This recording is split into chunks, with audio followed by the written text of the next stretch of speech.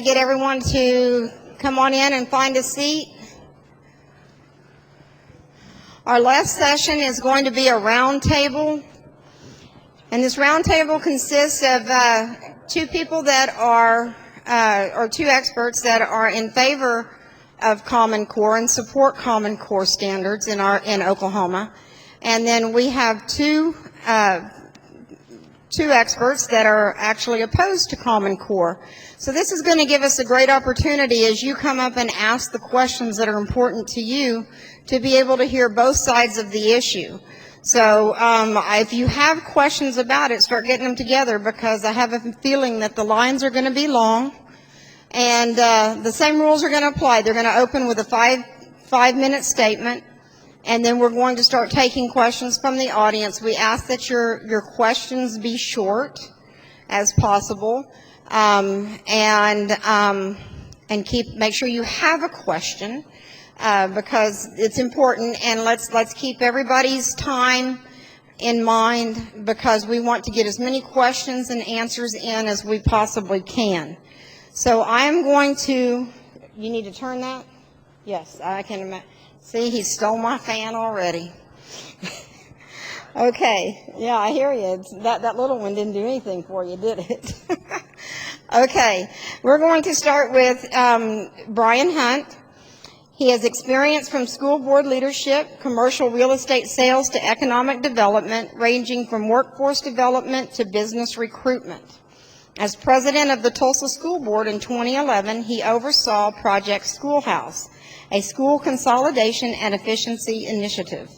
He embraced the Teacher Leader Effectiveness Initiative to develop a teacher leader value-add evaluation system focused on student growth, which has become the state of Oklahoma's preferred evaluation model. This is Brian Hunt. Hello. Can you hear me okay? Okay, great. Thank you for that introduction. Just a couple of other points. I'm the executive director of Stand for Children. We're an education advocacy group. We're in 10 other states. We just launched this year in Oklahoma. I'm the executive director. I've got a government affairs director and a marketing and communications person in Oklahoma City as well. And really excited to be here and be focusing on education advocacy. As you guys know, based on the size of this audience, education is a very important topic to Oklahomans. We have always been willing to reinvest in ourselves, and we've had spirited discussions over the years about where we are on standards and what we expect from our kids. Probably the most interesting aspect of this is I come from a perspective of having been a native Tulsan. I went to Tulsa Edison, class of '86, and then had the opportunity to stay here and raise my family, running what is now the Partners in Education program that's been very successful with both the faith-based community and the business community adopting schools. That's what we actually referred to it as in the early 90s, as the Adopt a School program. That was really where I kind of got my passion for education, because in a setting like that, you have the opportunity to kind of get out of your bubble and really see West Tulsa and North Tulsa and East Tulsa and understand some of the inequities as you're walking down the classrooms and visiting with principals and school leaders as to how different a school system is like Tulsa Public, because it's so big. Serving on the Tulsa School Board was certainly a labor of love. It was 4 years that felt like it was closer to 12 years. But Project Schoolhouse is something that I was very excited about. And for those of you that are familiar with it, one of the high points, of course, is Will Rogers High School, where kids now have the opportunity to earn an associate's degree from Tulsa Community College in addition to going to their high school at Will Rogers. But the most important thing, and the thing that I'm the most proud of, is I've got 3 kids in Tulsa Public Schools. Hayden is a sophomore at Tulsa Edison. Sally is in Carver Middle School, and Susan, my youngest, is 4th grade at Zero International. So I want to talk to you today, not just as the executive director of Stand for Children Oklahoma, but really as a parent, and talk about the Common Core state standards. You know, Oklahoma's voluntary decision in 2010 to adopt these standards was really part of a conversation we were having among parents, educators, and community leaders that we simply weren't measuring up with our peers across the nation. I believe personally as a parent that Common Core standards are important because they really give our students what they need to be ready for in terms of either going to college or being career ready and post-secondary training, which is so important in today's environment. It is not the era of post-World War II where you can still find a good job simply being a high school graduate. They also, the standards, provide, I believe, teachers with a clear and consistent roadmap on how they can prepare their lesson plans, primarily, of course, in Oklahoma related to English, which is now language arts, as well as math. You know, the sad fact is that in Oklahoma, about 40% of our high school seniors that go to college aren't ready. They have to take remedial classes. And if you can imagine attending college and having to take a class that is worth 0 credit because you didn't get what you should have in high school, that's a big burden on families. That should not be happening. We should have high standards for the high school seniors that we produce, both in Tulsa Public Schools as well as across the state. The other aspect of that is when you have to take remedial classes, the likelihood of you graduating with a 4-year degree becomes less and less because they get frustrated. It kicks them into what can sometimes be a 5th or a 6th year of college tuition. You know, the other aspect of Common Core that a lot of people don't realize, especially in a state like Oklahoma, is we do have 4 military bases. And when you take the time to visit with people in Altus, Enid, Lawton with Fort Sill, and Tinker, they will tell you what it's like as a military family to move among states and to not have consistency. We've got the story of a young man that moved his child from Fort Leonard Wood in Missouri to Vance Air Force Base, and where he was in terms of, you know, his 3rd or 4th grade child, the standards were not the same. 30 seconds. He was very disappointed. Finally, Common Core, I believe, works. We've seen great gains in the state of Kentucky, which has similar experiences and demographics to Oklahoma.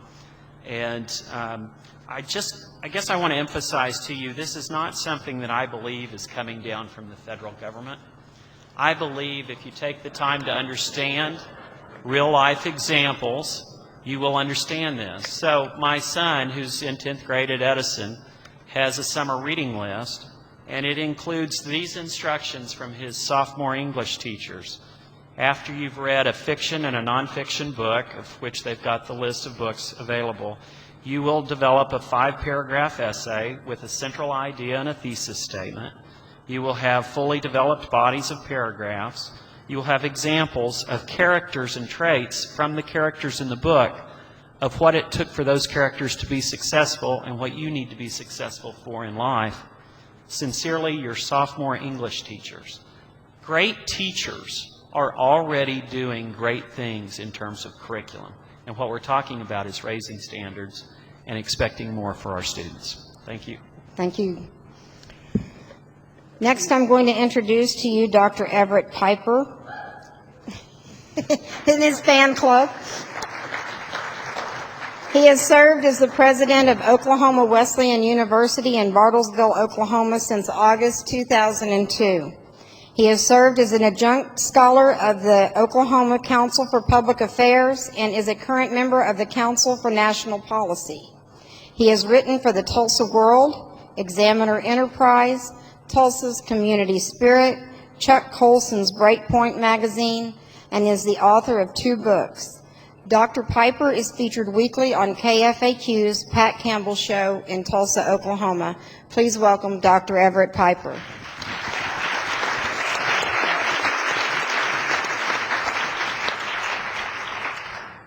Two or 3 years ago, I wrote a book, and I chose the title, Why I'm a Liberal and Other Conservative Ideas. Why I'm a liberal, in quotation marks, and other conservative ideas. And in that book, I'm making this argument. The classical liberal arts academy was founded in 1090 AD in Oxford to educate a free man, a free culture, and a free society. liberal, liberty, liberation, freedom. My issue with Common Core is I'm not all that fond of what's common.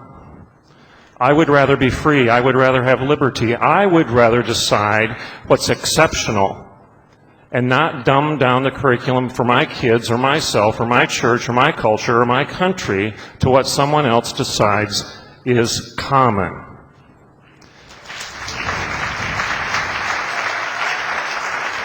As an academic with over 30 years of experience in the academy, I believe in academic freedom. I believe that truth will win the day. I don't care what your opinion is, and I'm not going to give you a diploma in it. I want you to learn something. I want you to learn what's true, and I'm going to hire good faculty that understand how to teach that. And if they don't teach 2 + 2 is 4, then I will fire them, and I will find somebody who understands that the answer is 4. I don't need somebody else to tell me how to do that. Furthermore, Einstein was fond of saying that the definition of insanity is continuing to do the same thing over and over again and expecting different results. Why in the world would we hand over a broken body, diseased and dying, to the very industry that caused its disease in the first place? For over 50 years, we have had an educational establishment that has worshipped at the altar of Dawkins and Derrida and Darwin and Dewey.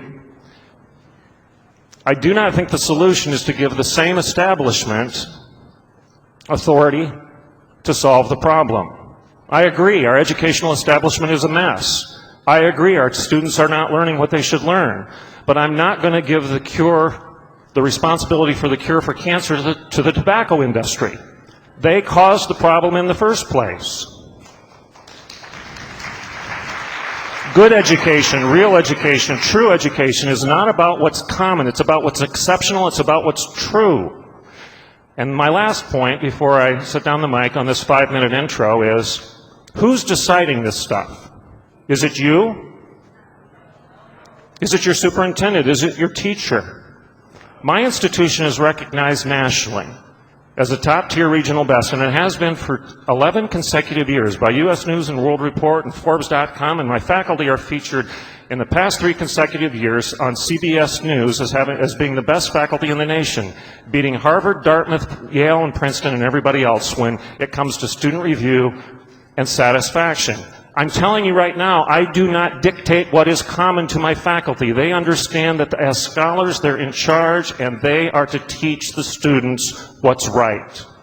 That's good education.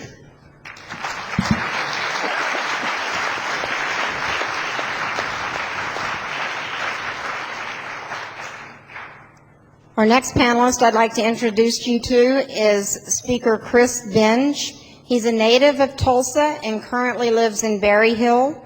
He was first educated, no, he wasn't first educated. He was first elected to the State House of Representatives in 1998, focusing on transportation funding, energy security, pension reform, and creating a climate that allows businesses to grow by keeping government out of the way. Chris worked to keep the OSU Medical Center open in Tulsa. While in the House, he served 3 years as the chairman of Appropriations and Budget Committee and 3 years as Speaker of the House. He was part of the Republican caucus that gained the majority in the State House in 2004. And in 2010, Chris served as Mayor Dewey Bartlett's administration. He then moved to the Tulsa Regional Chamber to head the Government Affairs Division. Please join me in welcoming Speaker Chris Benge.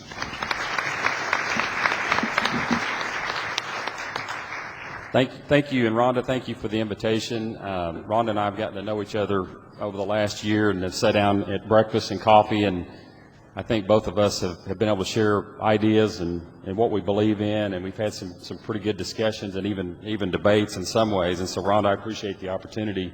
Thanks to thank you to the 912 organization for putting this on. Want to add a little bit about my background, not because I want to talk about me, but I want you to know at least a little bit about my perspective from maybe a personal standpoint. I have children in the public schools, or I have a son who's graduated from Berry Hill High School. I have a daughter who will be a junior this year in Berry Hill. I believe that the state ought to govern. I think that state rights is a real issue, and whenever the states can, they ought to be able to. I think they're the incubators for public policy, and I think that we ought to use state experience and our governors and those governments, because they're closer to the people, to develop policy. But I also have concerns about federal overreach, which I think, and I know a lot of you have some of those same concerns. So you might ask, well, why are you here in support of Common Core? And so I hope to be able to share some of those thoughts with you in our discussion today. As Rhonda mentioned, I ran for the legislature in 1998 in the House of Representatives and was elected then. During that time, I don't know if many of you were following politics at the time, but Governor Keating at the time was talking about raising standards in the public schools. And he was talking about a 4x4 program at the time, which was 4 years of math, science, social studies, and English. And there was a lot of pushback from the education establishment at the time. And we continued, and I say we, policymakers at the time continued to push for higher standards in our public schools, because we felt like that they were lacking. We felt like that we were at a competitive disadvantage overall, and that we needed to provide our students an opportunity to succeed in the workforce. I have always had a fundamental belief that if you challenge children, they'll rise to that challenge, and that we ought to be setting the bar high for their academic performance. During my service in the state, we worked on charter school bills. We worked on bills to try to offer performance pay for teachers, to try to break the teacher tenure laws that were protecting low-performing teachers. We tried to be respectful, and I think I was always respectful and supportive of private school options as well as homeschool options. To me, a good education system was one that recognizes that students learn in different environments. Some students do well in private schools, some in home schools, but no matter what our systems of education are going to be, I don't think we can ever turn our back on the fact that we need public education. And so I consider myself a supporter of public education. I do recognize that there are some issues that need to be addressed. But I think we need to try to address those, because we're always going to need public education. Not all of our kids have an opportunity to go to a private school, or have the parents that have the ability to school them at home. From the business community standpoint, education is always a major factor that we hear brought to our attention when we're trying to recruit business, or when we're trying to grow business. It is a fundamental piece of being able to provide jobs and opportunity for all of our citizens. And so we constantly, when we're on the front lines talking to business from the chamber standpoint, they want to know about our education system, and they want to know about the performance of our students. And lately, we've been hearing a lot from our businesses here in the region that they are having a difficult time hiring and finding employees that have the skills to meet the needs that they have for this current work environment. So because of that, we are supportive of higher standards and raising the bar, and we believe that the Common Core standards offer that. Some of the things about Common Core, and I think Brian mentioned some. One of those, it offers clarity and consistency. It offers high academic demands and the ability to compare ourselves with other states. Whether we like it or not, when we're trying to compete for jobs, we have to show how we compare against other states. We have to show that Oklahoma is better than other states, because that's how we attract business. That's how we grow our businesses and grow jobs in the state, which I think are important to everyone. Some of the things that I've seen, and just kind of trying to read about different areas of Common Core. There's an attempt to eliminate multiple choice tests, for example. Something that I feel like for many years has been a disservice to our students, that whenever they do take a test, they can just mark a bubble and answer a question that way. And with the new standards, there's going to be a requirement on kids to demonstrate knowledge and demonstrate what they know and write that out. And I think that's an important component of it. Some of the states that have already tried to implement the standards, for example, and I think this is an example that I would want to bring out, that they are trying to raise the bar, or trying to raise standards. In New York, for example, after they implemented some of the Common Core standards, their test scores went from 65 in math and 55 in English to 31 in both math and English. They went down. And they went down because when you implement those higher standards, it's going to challenge all of our students to try to raise to a higher level. And I think that's something that we ought to be prepared for if we end up adopting these standards, that all of our students in public schools are going to be required to meet a higher level. 30 seconds. Did you say 30 seconds? Okay.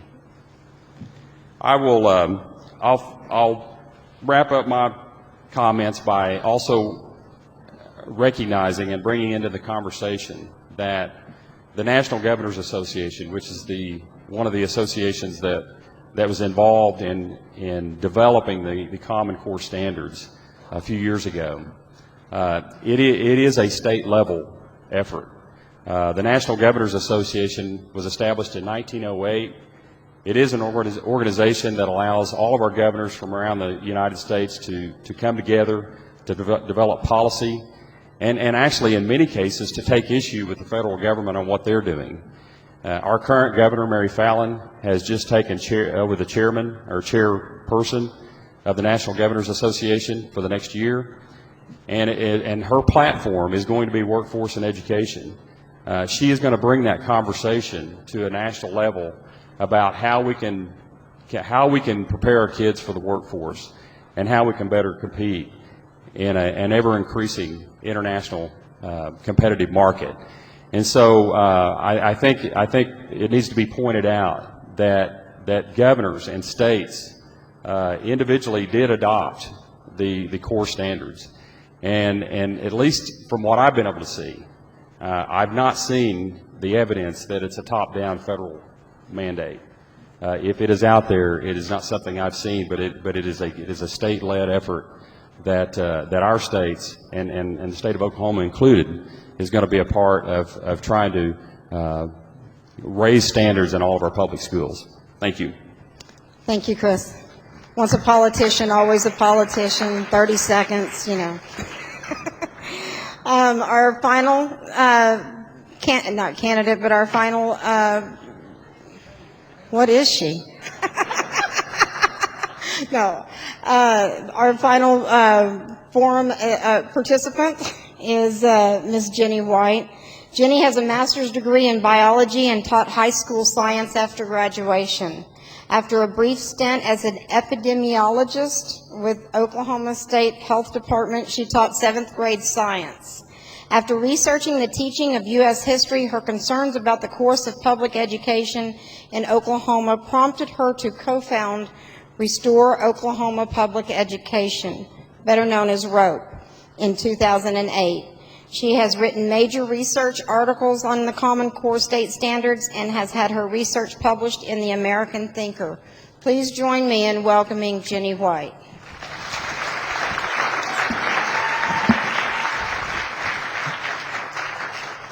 Thank you. And if I had had wisdom, like we talked about earlier, I would have had a piece of paper here so I could jot some things down. As it is, my old memory will have to suffice. Just kind of as some background, we first learned about the Common Core state standards in 2010, but we didn't learn about them as the Common Core state standards. We learned about them through a grant called Race to the Top. And Race to the Top was a federal initiative that provided money to states if they would do one of 4 things, and preferably all 4 education reforms together. And so the more education reforms that we did, that again was provided by the federal government through the grants. So the federal government saying, here's your money if you will do these 4 things that we're asking you to do. We attempted to do all 4 of them in state law in 2010. And so pretty much all of the reforms that we have from the Race to the Top are in state law without us ever getting any money for that. But it was voluntary that we did sign up to get the money. I think it's also important to remember, too, a couple of things about the Common Core that really I hope we get a lot of questions on.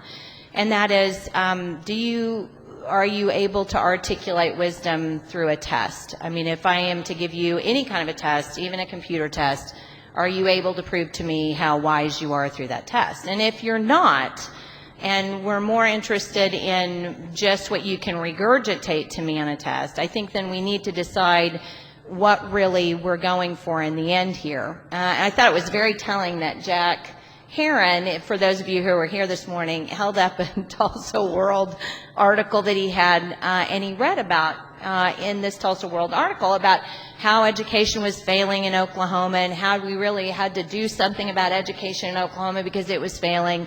And then, of course, after he had read all of that, he revealed that that was from 1950.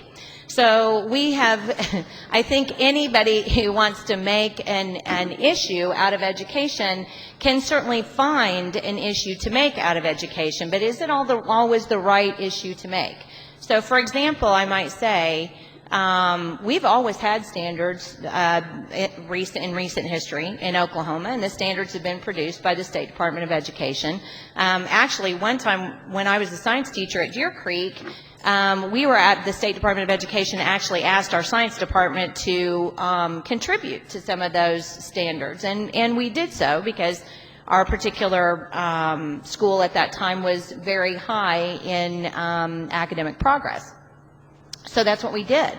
Well, if we had standards then at that point, and that's what we actually did have a test that we administered to public school students after the year that was to have them regurgitate to us what they got out of that year by the standards that we put forth at the state level.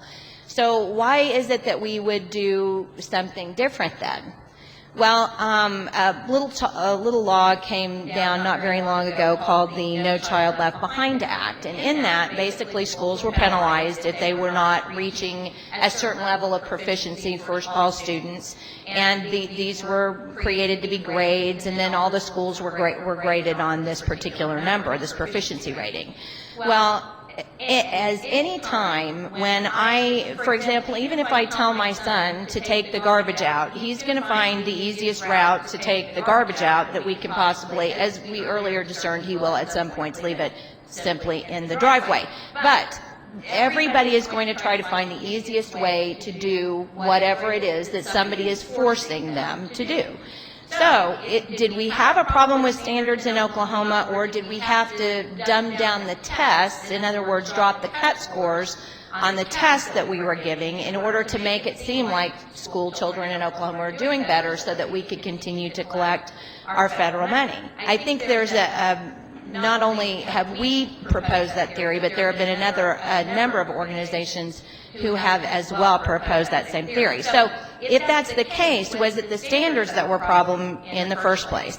If they were, I'm not really sure why the Thomas Fordham Institute would give our state standards a B+ for standards compared, nationally. Why would we need to change from a B+? And if we were going to change from a B+, we might as well go to an A, and there were several states that were given A ratings by Thomas Fordham on their rating system for the standards. So we could have picked one of the A's. As it was, Thomas Fordham gave, I think, math an A- and English a B+. So their standards didn't even quite measure up to an A. So I guess it all boils down to why exactly are we doing this. And I also want to point out here, too, that if the goal of education is to produce a citizen who is wise and who has enough wisdom and enough common sense to be able to get a job, whether they're pumping sewage or going through college to become an attorney, whatever that is. If that's the goal of education, then forcing a set of standards on that and then trying to back those standards up by a set of tests, which, by the way, if you do them on computer, one of the biggest arguments we have is that we need to be able to tell and compare states and compare schools within states on the test, and this is what these computer tests are supposed to do.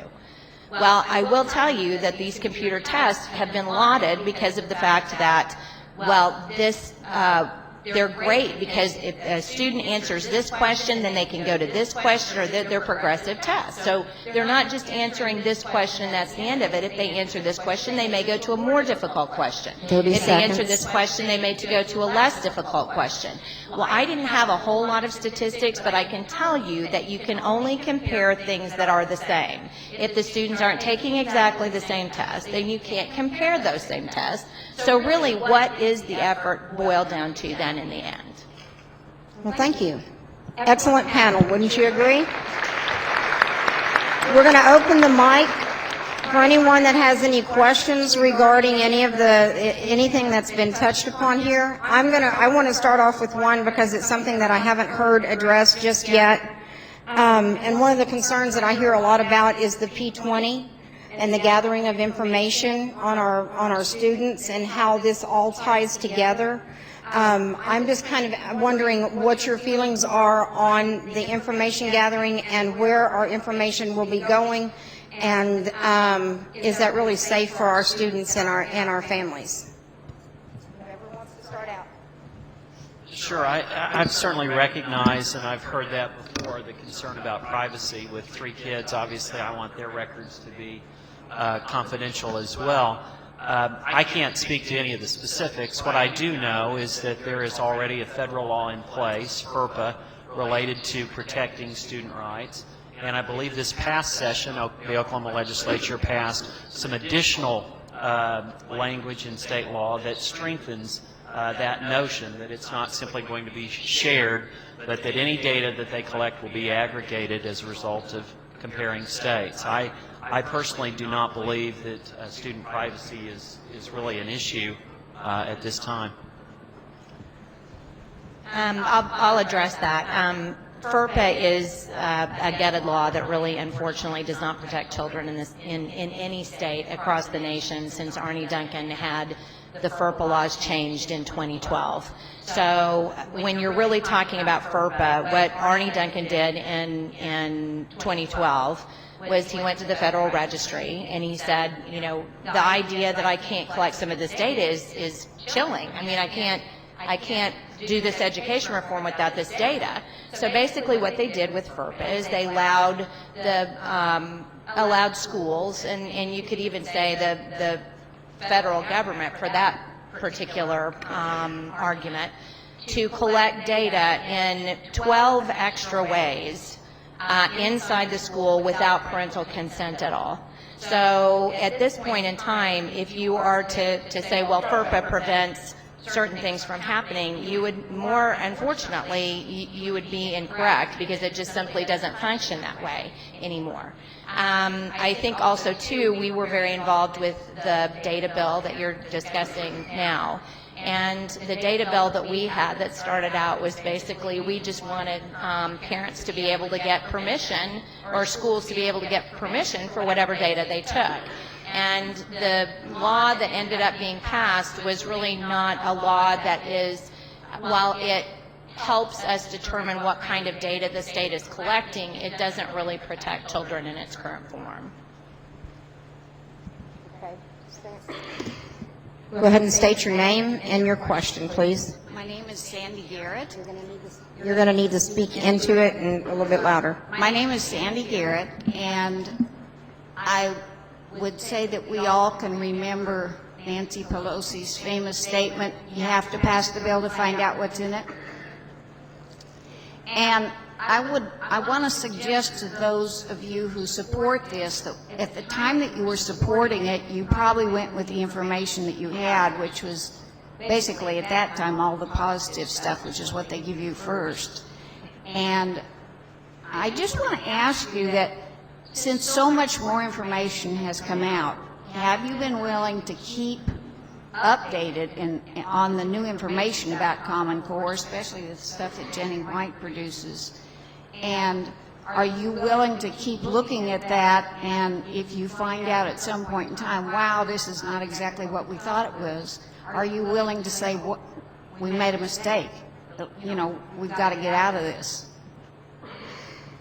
I mean, I think I would say to your question, I mean, that's part of, I think, why we're here today.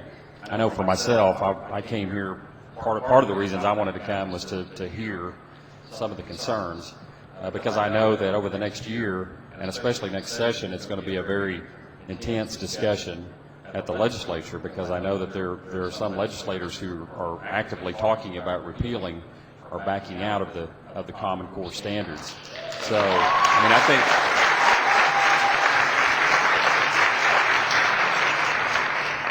I'm not advocating for that, by the way, but I'm just stating a fact. But I mean, it's all about having a conversation, and to generally the principal part of your question, I think any kind of law that passes that the society or whomever finds out information later, we should always be willing to review or discuss and consider. But I do want to add, and I didn't have time to make this point in my opening comments, but some of the things that, as I was reviewing some of the sample texts, for example, that the Common Core standards are offering are things like the preamble and First Amendment to the U.S. Constitution. Some sample texts from Killer Angels, which is a book about the Civil War, one that actually I've read. It's part of a trilogy. Grapes of Wrath, Thomas Paine's Common Sense, de Tocqueville's Democracy in America, and David McCullough's 1776. These are sample texts that have been listed as recommendations that students read in the new Common Core standards if they're adopted. I would also want to be sure and make the point that the standards are being recommended on what students ought to know. It's still up to the local states, the local school districts, the teacher in the classroom as to how to actually execute that and what curriculum to use. The football analogy I heard recently used was that it's like you tell your coaches and your players that you want to score a touchdown, you want to get first downs. It's up to it's up to the players to figure out and execute the playbook, figure out what the plays are going to be able to score those touchdowns. Dr. Piper? Just a real quick response or a comment with regard to Sandy's question. Open-mindedness, ongoing conversation. It was interesting when I was on OETA a couple weeks ago with Jenni and a couple other individuals that were pro-Common Core. At the end of the conversation, at the end of the TV program, I believe her name was Klein, Ann Klein. I believe she's superintendent of Stillwater School System. In frustration, she said, the decision has been made and the conversation is closed. In other words, we're not going to talk about this anymore. And again, I'm going to go back to my opening comments. Do you really believe in liberty? Do you really believe in freedom? Do you want academic freedom? Do you want intellectual liberty? Do you want to have a robust exchange of ideas with truth winning the day at the end of the debate? If so, why are we shutting down the conversation and saying to me on TV and the floor of the Oklahoma Senate, we're not going to talk about this anymore? If that's the direction that Common Core education will go, where somebody in power is going to shut the door and say, we're done talking about this, take your medicine and be quiet, I'm uncomfortable with that, because that's not good education, and that's not academic freedom, and that's not excellence. That's dumbing it down to mediocrity because somebody in power decided that my ideas are not worthy at this point, and that's not what good education is.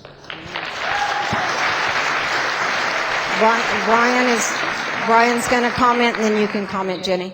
Related to your question, on anything that is being implemented, it is so important to always have an open mind. So to Ms. Garrett's question, yes, as things come up, as they're doing implementation on the on the test and what those tests look like, on what that looks like at the local classroom level, there should be an opportunity for feedback and the ability to make improvements. It's about higher standards. I would say that one of the reasons that this is so necessary is Oklahoma did develop standards, and they developed a lot of standards under PASS. And if you'll talk to classroom teachers today, they will tell you there are too many standards within the school year in which they're having to teach to the test. They follow a pacing calendar, and they feel as though they're not able to cover all the subjects that they would like in the level of detail that they would like. We've got so many standards that we're not doing a good job at the ones that we've developed. So we've done that in Oklahoma. We need to go back and continue to improve that until we get it right. Jenny? So we're not teaching to the test now? Okay, well, under Common Core, we're not going to be teaching to the test. Under Common Core, let's not confuse standards with curriculum. Well, and I understand what you're saying, but I think it's really important to, I mean, we have had a lot of analogies about the differences between standards and curriculum, and we can go over and over those, but as a former classroom teacher, I will tell you that if you have a set of standards, okay, I have to teach this and this and this, then I have to go back and I have to make up curriculum to find ways to teach this and this and this, right? Yeah. So standards actually do dictate curriculum. There's no way around that. Now there's whether or not I choose to get my curriculum out of this book or off Wikipedia, for Pete's sakes. I mean, we can have that argument and we can split those hairs, but it really, the basis of it is when you're dealing with a set of standards that are copyrighted, and let's not forget that these are copyrighted standards. Well, what is a copyright? Well, copyright means that I have developed these and you can only use them within the bounds that I've suggested. Isn't that a copyright, right? They are copyrighted. It says that they're copyrighted on the state, so on the Common Core website. So if I have a problem with them and I want to go to, well, I've tried to go to the state superintendent. That hasn't worked out very well for me. But let's say I even went to my superintendent. My kids were in Oklahoma City Public Schools at one point in time. I was allowed 3 whole minutes there to be able to make complaints about that. And so I was listened for 3 minutes. But even in that period of time, if I had said, well, I really don't like the way that we're forcing my kid to learn all of this math, they went from 2 plus 2 to 2 minus 2 to 22 minus 22 to 22 plus 2. We just kept going before he had even learned his math facts. I said, why is this happening? Well, because Common Core is dictating that they have to know this before they get out of there. So I went to my principal. Why can we fix this? Well, I can't. It's coming down from the state. So I go to the superintendent, Carl Springer. Explain to me, can we change this? Well, this is the way it's coming down from the state. So I'm not really sure where my local control factor has actually ever met it out in the whole process. All right, next question. Please state your name and ask your question. My name is Randy Hamilton. Over the last year, I have had occasion to become very familiar with the educational initiative in Texas called C-Scope. C-Scope, by the way, was also copyrighted. C-Scope was totally unsuitable for citizens to live in a free America. What it was suitable for was to take children and produce them as ideal inhabitants of a new Soviet Union. My question is, what assurances do you have to offer us that Common Core will not be the same thing as C-Scope? Well, I'm not familiar with that particular program, so I don't know how to make a comparison there. But you want to know what not to do. Well, we'll have to and it's C-Scope. Is that what I heard you say? Yes, C-Scope? And the center of the C-Scope Corporation, which had no physical address, was in Houston. And you should know exactly what that is, because actually that's how I became alerted to Common Core. Well, I'm going to try to take a stab at your question and say that get on Google and put in CSCOPE and Houston, and you'll find out a lot. Now, I've found out further than that. I've actually seen videos of the screens, And I believe, Mr. Hunt, that you at least had children. If your children had gone through C-scope, they'd be coming home and refusing to obey you because they've been told that the state is their mother and father, not you. I'm not familiar with C-scope, and I don't know, any of the details of what you've described as to how that might relate to what we're doing in Oklahoma. It I'll was be glad to sold look into it. Texas on exactly the same basis that you gentlemen were offering to sell Common Core to us. I'm not familiar We'll with have them check it out, Randy. We'll have them we'll send them some information, because at the end, we're going to give you their contact information, and you can send them information, and and then I can't guarantee you they'll look at it, but you can send it to them. I don't know if this is pertinent to the question, but I know Texas is one of the states that has not signed on to the Common Core initiative. Next question, please. My name is Charles Barthel. My question is mainly for you, Mr. Hunt. The Tulsa School District in the last few years is making a number of hires out of a program called Teach for America, where the teachers that are brought into the Tulsa district are certified, I believe, by the Federal Department of Education. They have their own textbook that comes with it. I'm not sure what's in it. I've heard it's very expensive. And are all of these teachers paid by the federal government instead of the school district? And does it have any relationship to Common Core and more input from the federal government into our local school district? Sure, I'd be glad to answer that. I was on the board when Teach for America decided to come to Tulsa Public Schools. They're now in Oklahoma City Public Schools. And that was 2010. Related to payment, I don't know that the federal government is involved with Teach for America in terms of how core members are paid. The idea is that we have a teacher shortage, especially in subject areas. We've always struggled to find foreign language, math, and science, and we're seeing teacher shortages in other areas. And Teach for America is kind of this concept that high-achieving college students that have majored in math, who have majored in science, that want to take the opportunity to give back and teach to our children, go through an intensive training process. In Tulsa, that included a summer institute at the University of Tulsa, in which they actually provided summer school to some of Tulsa Public's most neediest children that needed additional remediation and help to stay on grade level. And that's part of their training, as well as mentors from other teachers as well. I'm not aware that Teach for America has been brought into the Common Core debate. They are viewed as employees of Tulsa Public Schools and are treated as regular classroom teachers. But they have a very intensive training process, because these are teachers that have not traditionally gone through the College of Education to get a certification. There was the opportunity when they came to Oklahoma that they are actually certified by the state.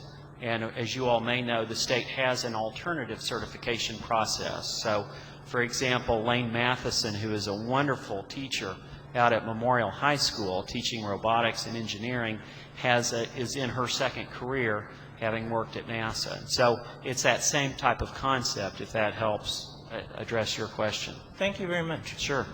Can I ask a question, though? How do you know that we have a dirge of science and math teachers? You mean a shortage? Right. Oh, I mean, if you'll talk to superintendents around the state, Dr. Ballard, Superintendent Springer, they will tell you those are some of the hardest positions to fill, along with special ed and foreign language.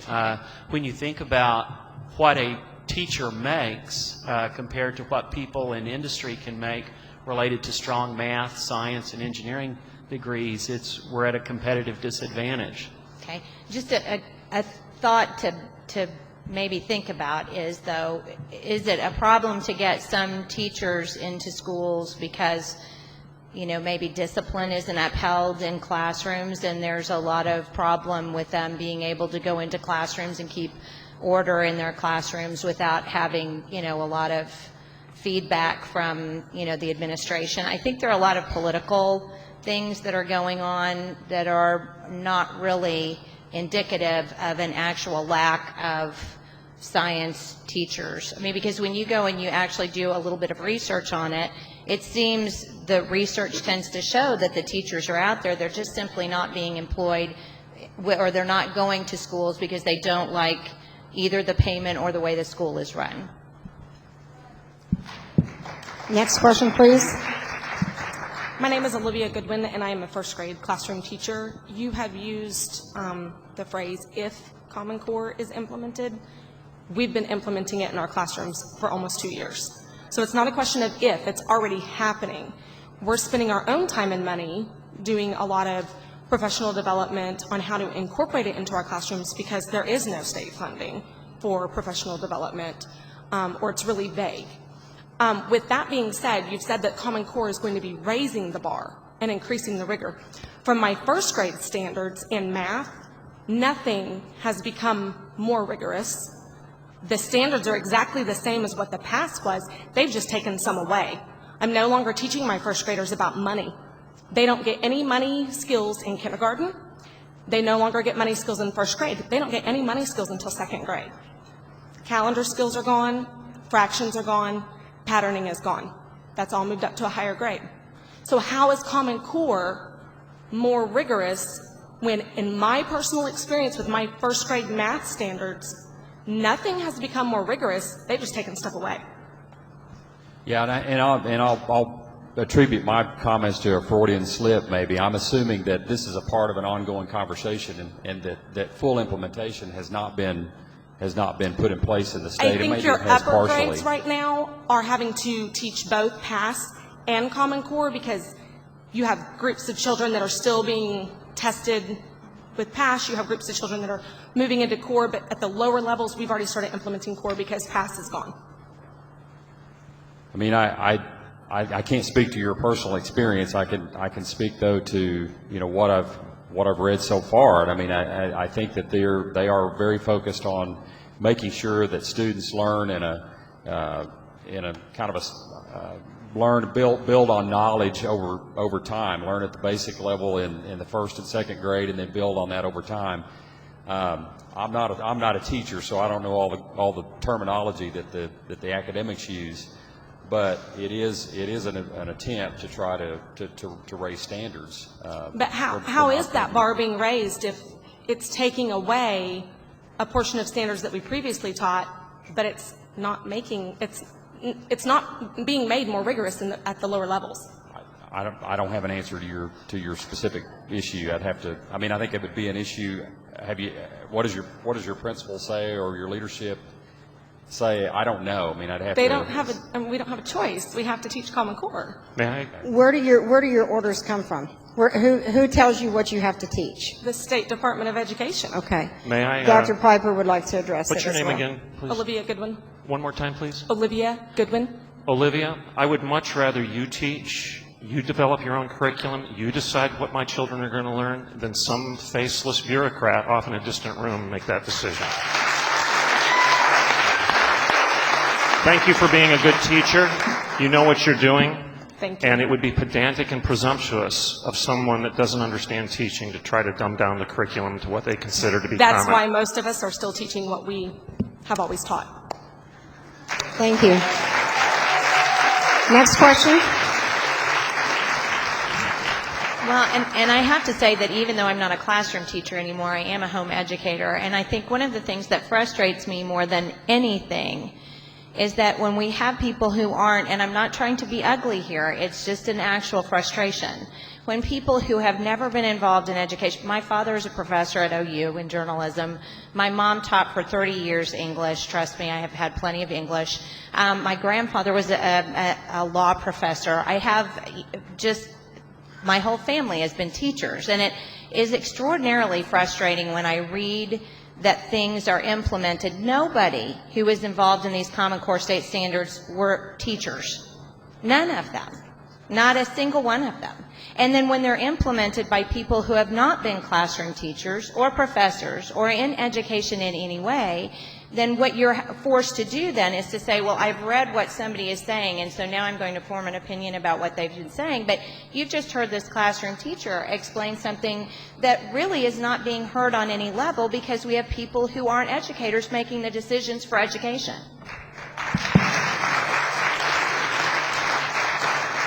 It's a tough crowd, Chris. Yeah, I know. Well, I was just gonna say, Jenny, with all due respect, I think teachers were involved in the development of the standards, as well as superintendents and others in the education field. So I know they were involved, and I can't speak to this teacher's specific issue. It is a concern if she's saying that the standards are not as high as they were before. That would be a concern to me. Well, I'm gonna make this an actual debate, and I'm gonna come back at you one more time. Yes, there were teachers that were involved. I mean, they did make an absolute show, and I will say show, of inviting teachers to come and be involved in these state standards. But I think what you actually have to do in order to be able to put this into context and determine for yourself, and I'm not saying to take my word for it either. Go look at the standards, read the standards, compare like the social studies standards to the national standards and see if you find out any similarities in them at all. So basically what ended up happening, and this is the other thing, I'm starting to get my blood pressure up now, it's very disingenuous because you can say, I'm going to invite teachers to my house, but you can listen to what they have to say, but then shove your hands in your ears and go blah, blah, blah, blah, blah the whole time. And so basically what ended up happening was we gave teachers lip service. Yes, you can be, involved, but then when the standards came out, because of the fact that Brad Henry put all this Common Core state standards into law by executive order, the state is having to implement that law. And so by law, she can say teachers were involved all she wants, but it comes down to following the law. And if she does want to follow the law says we have to teach Common Core, science, social studies, art, language arts, and math. All right. We're going to let you have your turn. Okay. Sorry. You're fine. My name is Angie Rains, and I'm here today as a parent. I have two kids, one in 5th grade, one in kindergarten. So came here today from 9 to 4 to just learn a little bit more about Common Core. And so I have some notes. I'm going to just keep it real brief. But what my concerns still are is after doing some homework before today and listening all day long today, I'm still kind of wondering, why, if the goal of Common Core is to be able to compare states, why we can't just take ACT scores, which already exist. Because you can just look right now at ACT scores and have the states all ranked, and just, I know we always look to Florida to copy their ideas. We've beat them the last 3 years or more. I've just gone back 3 years. I didn't go farther. And same to Kentucky, because you just mentioned Kentucky earlier, so I had to just look that up real fast. So I think that the ultimate result is going to be very similar to what we would see on ACT scores. To your point, and I've heard legislators bring that point up, and I personally think it's a valid point. ACT is a standard that's been adopted for decades around the nation. I think that will probably be a point of discussion moving forward. Is what is going to be your test standard or your measurement standard, and some have suggested ACT. I certainly wouldn't discount that as a real option, and I'm glad you mentioned that we did better than Florida. I think that ought to be well known that Oklahoma outdid Florida on the ACT scores recently. Thank you. I would follow up on that in terms of, obviously the ACT is typically taken as a junior, sometimes your senior year. What we're talking about in terms of comparing across states goes all the way down into where we're currently starting testing, and that's 3rd grade. So it's more of a sense of benchmarks along the way rather than a surprise at the end of your high school career. Yes, sir. My name is John Fraser. I have no formal education, so there might be a little mistake in my grammar in my question, but this is for you, particularly, I think. As I understand it, a lot of money is paid to the testing companies that put these tests together for our local schools here in Oklahoma. Is that true? Yes, sir. That's true? Yes. Well, my question is, why can't the test be developed here by our educators for our students in our schools in Oklahoma? You're asking me the question. Robbie? Can you hear me? Oh, there we go. You're asking me the question, correct, sir? Yep. I think what I hear you asking is why don't we have local control to come up with our own tests, our own curriculum, perpetuate our own ideas within our own communities? Right. And that is my argument. Good education for centuries has been localized. Excellent education for centuries has been the responsibility of the scholar and the responsibility of the school that you choose. I'll emphasize again that you choose to send your child to. Ideas are always going to have consequences. Ideas always lead somewhere. And good ideas are going to lead to bad education and bad places and bad culture and bad behavior. Bad ideas will lead to bad places. Good ideas will lead to good places. And I would argue that the people in this room would like to have the freedom and the liberty to decide what ideas that they would like to inculcate in their next generation of leaders within this community, this church, this culture, and this country. And there's no evidence whatsoever that when the responsibility is given locally, that somehow education flounders. Unless the community has been victimized by decade after decade of an educational establishment that we're now talking about giving control to that establishment to cure the very disease that they've caused. And that's my problem. Don't give more control to the enterprise and the industry that's causing the problem in the first place. Thank you. And I would like to say this. I'm sorry I'm getting long-winded, and forgive me in doing that, so I'll be brief on this. I believe the solution is this, that we should be less interested in legislating commonality and more interested in liberty that comes from inculcating character. Right. Short statement. What first got me interested in this, I have an 11-year-old daughter that goes to school in Calera. And when the tests first come up, I immediately went to the school. I wanted to find out what questions were being asked of my 11-year-old daughter. Well, I was talking to the principal as he was sealing up the envelope and said, no one is allowed to see these tests other than the teachers, and then we send them right back to the testing company. I don't get it. I would take your daughter and I'd send her to a different school. You said it. Next question. I would just comment, I think it's important to realize, as the state of Oklahoma, we have got to have some sense of working on assessments, good quality assessments together. And having served on the Tulsa School Board for 4 years, I'm certainly a proponent of local control. There are lots of things that happen at the state level that make you wonder what they were thinking and where did they get their input.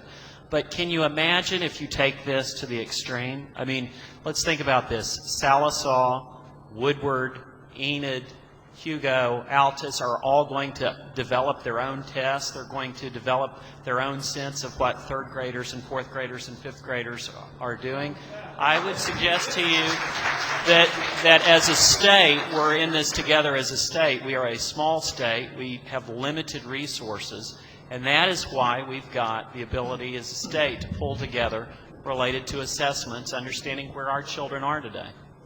Well, you're never going to have a kid from Woodward who's going to need to have the exact same outlook on life, or, I mean, even if you wanted to go to workforce here, you're not going to have the same population of students in Woodward that you're going to have in Hugo. It's an entirely different thing.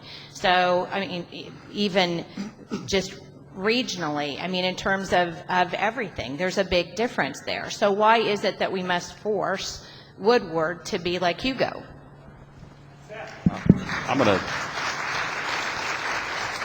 I'll comment as well. I mean, I don't think it's a matter of trying to force one community to be like another.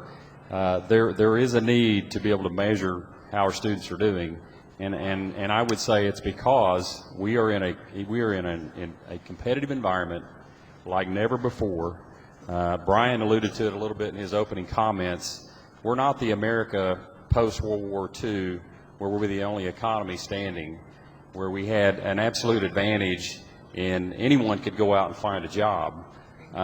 Competition internationally has risen to a point that our students have to know more, and they have to be able to know more to be able to compete in today's world.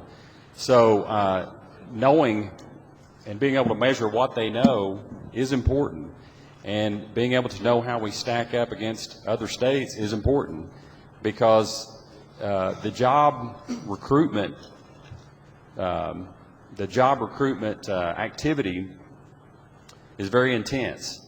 We are actively trying to recruit business to Oklahoma, and we're trying to do that against the likes of the Texas and Arkansas and other states, as well as internationally.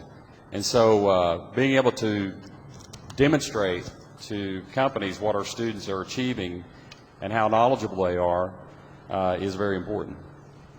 With regard to the local community control again, I would suggest that the people in Sallisaw are smart enough to make their own decisions on how to educate their children, and to suggest otherwise is rather insulting to the people of Sallisaw. The homeschool family of Sallisaw has the right to homeschool the way they will, and frankly, the data shows, the test shows, the national data, all the measurements show that that homeschool kid out of Sallisaw is probably going to perform better than the public high school kid out of Tulsa. Let the people of Sallisaw educate their kids. You know what, and I wouldn't disagree with that. I think I've seen a lot of homeschoolers. They used to come to the Capitol every year, and it was one of my favorite days of the year, because some really strong families would come to the Capitol. We had to interact with them, and they are very high performers. But you can't discount the fact that there are many students, thousands of students around the state that don't have the kind of families that can offer that. So you have to have public education. And you have to be able to provide that education opportunity for them, because they don't have the family support that many of our homeschool students have. Well, we don't educate kids to put them into jobs. I mean, and we just simply don't do that. And America has never done that. And I find it very interesting that we go back to that, because, and you mentioned Governor Fallon's education initiative now that she's NGA president.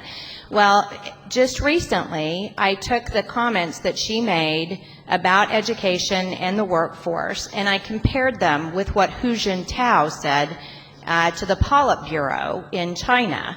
And they were, very interestingly, very much alike. So I think what's happened is that over time, because of the fact that we have meddled in local education to the point where people don't even understand what form of government we have, our own history standards, for Pete's sakes. We say we live in a constitutional democracy. I don't even know what that is.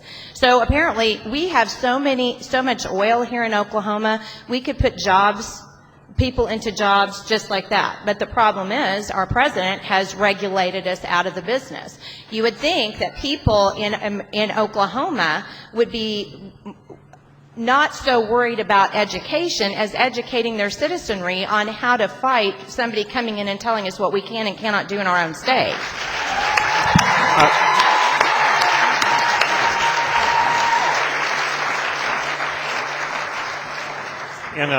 Representative Benge, I agree we have a problem. I agree that there are many broken families. I agree that the culture is a mess. But is it possible that our lousy school system is what caused it in the first place? So why double down? Why double down and continue to do the same thing over and over again and expect different results? David McKenna once said the best predictor of future behavior is past behavior. Well, the predictor of future behavior for the public education system isn't all that great. And I guess my question would be, what would the alternative be then? And what are we going to do with those students who... What I'm doing at Oklahoma Wesleyan seems to work pretty well. And I don't disagree with that either. As I mentioned, I think private school options are good. I think homeschool options are good. But my point is, you can never do away with the public education need, whether it's the current system or some kind of new system. which I don't know what that would be, but you have to have public I agree. education. And when I said of the lousy public education system, let me clarify what I'm saying. It's not because we have necessarily poor teachers. Olivia obviously has demonstrated that she's a solution to the problem, not the problem herself. But imposing upon her restrictions that stops her from doing her job in an excellent fashion is doubling down on the same error, the same ideological fallacies that we've embraced decade after decade. Let her do her job, whether it be in Sallisaw or Tulsa or Bartlesville.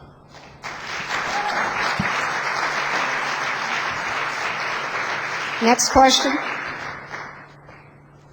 Well, I kind of hate to interrupt this because this was my question. You want us to keep going? I do, because this is good stuff. I'm Brent Colley from Ponca City, and I worked for an international oil company before I retired and spent a lot of time overseas, lived in 4 foreign countries, 6 or so different states. One of the things that is a recurring theme as we got to know people in foreign countries is that the American education system, I'm talking about the higher education system, is the envy of the world. I believe it is the envy of the world, and those people in foreign countries will tell you it's the envy of the world because we have, what I heard back here, the free marketplace of ideas. It's developed because of that. And what I hear from Common Core is now, as much as you say you don't want a federal system of dictates of how we are going to set standards, you've replaced that with a dictate of unaccountable governors association. None of these people are accountable to any citizen. They're going to make the dictate.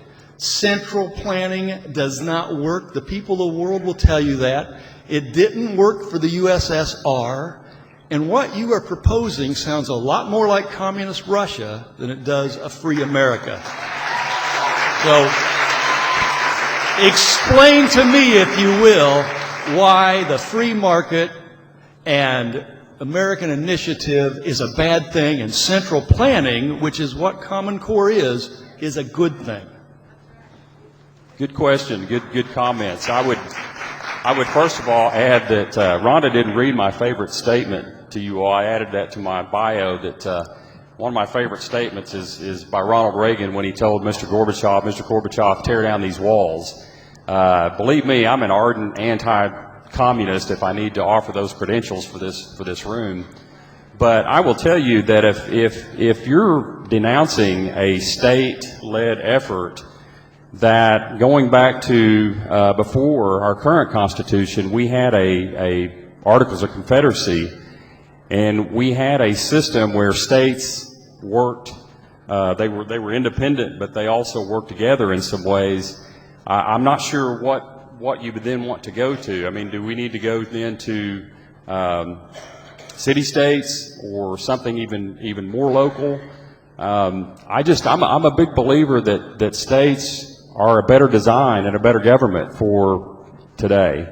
And I think states are the incubator for ideas. And so, if it's not a collection of our states and state-led, I guess I don't know where you take that. Then I guess you could take it down even to a further level, local level. But I think that it would be even more disparate and it would be even more difficult to in this case understand how we stack up against our competitors, basically. I just put together a cartoon because I've been trying to cartoon all my thoughts about Common Core, and my last cartoon was a picture of Karl Marx, and it says, Karl Marx says, Common Core is state-led, and state is in red. And I think when you talk about it being state-led, you're talking about the National Governors Association. You're not talking about the state of Oklahoma. You're talking about a private dues-paying organization which has no open records at all, no accountability to the public at all. Our governor, our personal governor, Mary Fallin, has accountability to the public. I haven't gotten in to see her after asking numerous times, but I'm sure that she still hears what I say. And that's the point. That's the point. She's an elected official. She must respond to my concerns as an elected official. The National Governors Association is an association of locally elected government officials. When you put that association together and say, well, the standards come from them, and they didn't, by the way. They were written by two men at Jason Zimba and David Coleman at Student Achievement Partners, who then sold it to Achieve, and then Achieve got money from Bill Gates to sell it to the National Governors Association. None of that sounds local to me at all. So I think what we need to do is we need to decide what's local and what's state-led. Next question. My name is Amanda Teagarden, and thank you very much for panelists for being here today. It's very interesting to see that this is a left-right or right-left issue here, and there's a complete disagreement here on the role and purpose of education. One is promoting liberty and the right of the individual to develop their own innate abilities that were given to them by God, and the other one is saying that the Department of Labor is to determine what education requirements are for the state of Oklahoma. And my questions for you are, this is in the category of know and do, which is school to work. This is for Mr. Brian Hunt. On that, you said, I don't believe there is a privacy issue at this time. And my question for you is, have you seen all the Department of Public Education, Tulsa Public Schools information sharing agreements? All of them? No, I have not reviewed all of those agreements. Are you aware that there are school clinics in Tulsa Public Schools, and that the school clinics then becomes the medical home for those students and their families? What I do know is there are partnerships with the University of Oklahoma in Tulsa Public Schools to provide some health-based clinics, yes. And who gets to see the medical records of the students? I've never operated at that level of discussion, so I don't know. Then how do you know that there isn't a privacy issue in the schools? You know, I'm going to tell you based on, I committed 4 years to serving on a school board. I'm proud of that service. I did it because I love this community and I'm raising my family here. And I have to put trust in people like Dr. Ballard, who I believe are doing a great job and are in fact holding staff accountable and are following the law. Would you be willing to find and research and read all of the data information sharing agreements that TPS, Edison, and all the other schools that your kids go to find where all their data is going? Would you be willing to do that? You know, I only have so much time in a day in terms of, I mean, she's asking me to research all privacy agreements. It's an open records request, and you have connections with the school board. If that's something that you would like to do and you'd like to sit down and talk about it, I'd be glad to. What I'm I don't know then exactly going to observe, sir, is that you this. have no factual knowledge about whether there's a privacy issue or not in the public school system. She's going with me. Well, researching every privacy what agreement she's at Tulsa saying is that when you made the statement, Brian, that there are no privacy issues as far as the information on our children getting out into other areas, that she's questioning that statement that you made because you don't know that for a fact, is what she's saying, because they are mining information from our children, and just as there have been leaks in banks, and there have been leaks in the IRS, and there have been leaks everywhere, you cannot guarantee that that their privacy is being guarded with the information that they're collecting. I don't know what examples or concerns that you have specifically. If you'd like to talk about this in more detail, I'd be glad to. I do believe that school districts are following the law. I think you've answered the question that you are not willing to ask for and read the data sharing agreements that your kids' schools have agreed to. I read everything that is related to my child's education, from when I enroll them at the school to their transcripts. And so I read the documents in front of me related to your level of interest on every data agreement. No, I've not read every data agreement at Tulsa Public Schools. Dr. Piper, does Oklahoma Wesleyan University have access to students' medical records? To my knowledge, we do not unless they provide them voluntarily, to my knowledge. Thank you. Next question, please. Can I make a quick? Sure. Representative Benge, Speaker Benge, I'd like to ask you a question. Who makes the laws in Oklahoma? The legislature, and then the governor signs or vetoes. Okay. Do you realize that there are, just as Amanda said, memorandums of understanding that are created interagency that actually serve as agency laws outside of the laws of the state? I know there's a process where agencies can propose rules, and they have to do it publicly, but it is up to the legislature to approve or disapprove those rules, so it still has to go before the legislature. In terms of the State Department of Education, they have created a number of memorandums of understanding with other organizations to share data, particularly the Department of Corrections and the Department of Health and Human Services, and that has not gone before the legislature. Thank you. My question is also on data collection, and hopefully I can give you a better picture. Get a little closer to the mic. Hopefully I can give you a better picture of how we feel as the public that you are asking. My name is Julia C. For these purposes, I'm going to refer to this audience as stakeholders. There are rules in the Common Core. There's language in there that allows our government to share data collected on our students with stakeholders. Has a very broad definition. It's people that are interested in our children's data. Our government, well, I'm just going to say these people in this audience, I'm sure, are more trustworthy than our government. Amen. And so I'm going to ask you, in favor of Common Core, here's the information I would like to have on your children to share with my stakeholders here and whomever they decide would also be interested. I'd like to have their social security numbers. I'd like to have their blood type and other medical information. I'd like to have their parents' voting records, their parents' income, any disciplinary problems for the rest of their life. I would like for that to go with all of these people. Just go ahead and continue providing that information. I'd like to post any problems they've ever had with any teacher.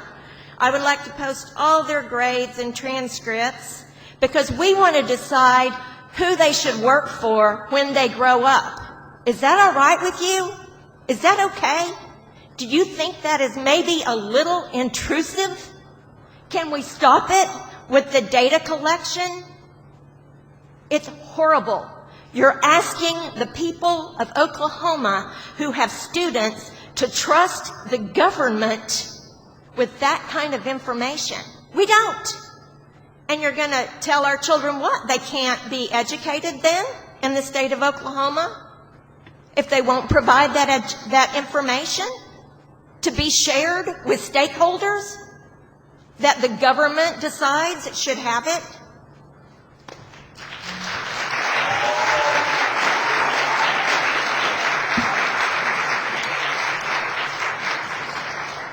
I know there's a question in there, and I'm going to assume that it's about data sharing from students to the government. And yeah, if students' information is being broadcast widely to other government agencies, that would be a concern to me. Absolutely. I'm going to assume. We just tried to get a law passed that would at least require parental consent. And Barisi sent John Craman over to warp it into nothing, into a law that does not require any parental consent. We tried. We asked them to slow it down until we could get the cost of the stupid thing. The governor killed that bill. Why are they so determined to cram this down our throats when we're screaming, no, no, no? The public input has been overwhelmingly stop it, stop it, stop. And they say, well, we've got public input, let's do it. I'm sick of it. We're sick of it up to here. Stop it. Okay. Now, to Brian and to Chris, I gave you an opportunity to invite people that were in favor of Common Core. So, I mean, I'm just letting you know. I mean, I did open the invitation for you to invite people as well. So, yes, sir.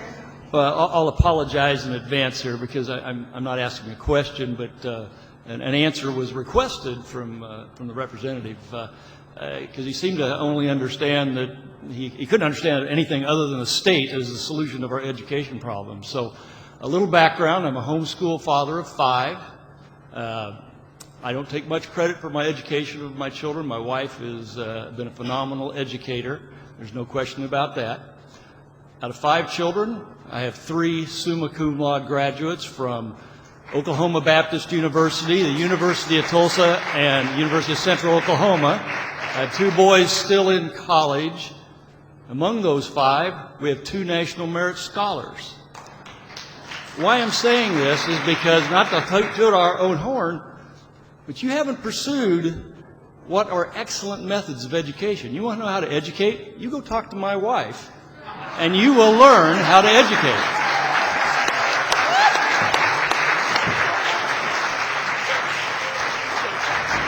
Next question, please. My name is Judith Adams. I think my question keeps morphing. I was going to Speak up a little bit louder. I was going to ask Mr. Benge if he would mind giving some specifics about what employees are needed that we cannot find people to serve in those jobs. I believe with an unemployment rate of more than 7%, maybe more like 15%.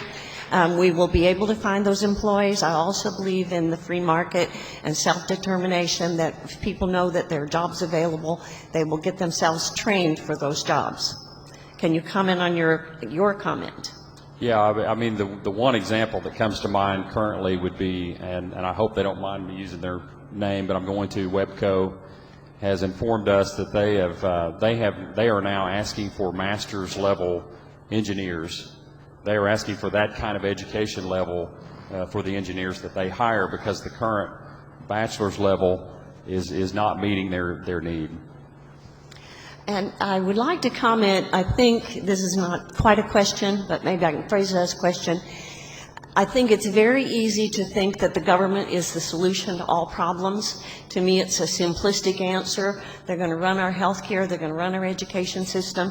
I think it's more challenging to think outside the box and think about individual solutions that respect our freedom and don't interfere with the God-given right to parent our children. Yeah, I mean, I don't disagree with a lot of what you just said. I think that I certainly don't agree, or I certainly would agree that government is not the answer to all of our problems. But, you know, government does provide some services for the public that the public maybe in some cases can't necessarily carry out themselves. For example, road building, I think, is a good example. And I would always Who's going to build the roads? I would always, again, harken back to we're always going to need a public education system. Private schools and home schools are wonderful, but we're always going to need a system of public education. Okay, one of my questions is where do you get the authority to do that? Where do you get the authority to steal from me to do what you think you should do in education? Where does that authority come from? Because it's not in the Constitution. That's my first question. And then secondly, I was sitting over there and I was just baffled by you two that you still, after everything you've heard today, you're still supporting this, fully supporting. You're not even budging. You've not been convinced of anything. And so then I was reading, oh, I get it now. So I'm going to read something, John Taylor Gatto again. Okay, this is where he's talking about communism taking over our schools. And he says, school in America became like school in Germany, a servant of corporate and political management. Again, and what did you guys talk about? The workforce and businesses, business development. That's what both of you do. You lobby for the chamber, am I right? So it's in the chamber's best interest, isn't it, if Common Core goes through? Isn't that good for the chamber and for your business also? It's good for the community overall. I mean, if we have jobs and we have the ability to provide for our families, which is basically just a fundamental desire and need, we need to be able to do that. We do that by being educated enough to be able to hold down a job. I'm trying to remember the other questions you had. Yeah, I mean, I don't have the authority myself. We're talking about state government overall providing education to citizens, and they were able to do so through the elected officials that have to stand before the people and are elected. They set policy and they pass budgets, and so through our elected officials, those are the people that are empowered to do so. I would just say, you know, in response to your question, all I know is who I am and where I came from. And public education is where I am today. It's as a result of the teachers that I had at Holmes Elementary at 45th and Peoria, Edison Junior High, Edison High School, that gave me the opportunity to go to the University of Oklahoma and get a bachelor's and a master's. I am the first generation college within my family. My father went to Central High School in his class of 58. My mother is Nathan Hale High School, class of 64.